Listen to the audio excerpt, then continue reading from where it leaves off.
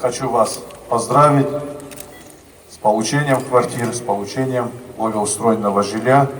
Хочу вам пожелать здоровья, счастья в новых ваших квартирах. Дай Бог, чтобы увеличивалось количество малышей в этих квартирах.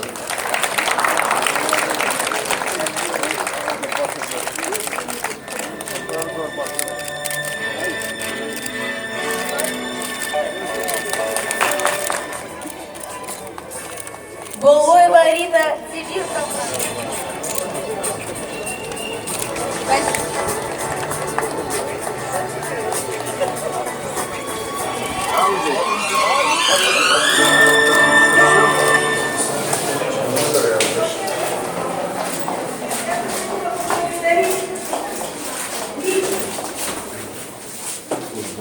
Сейчас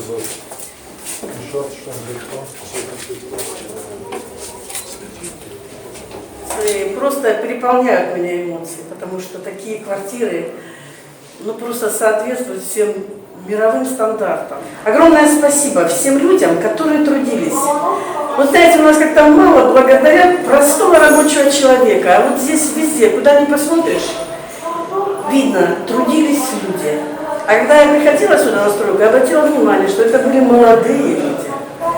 Вот. Наша молодежь, нашей Осетии. Труженики, ребята, спасибо.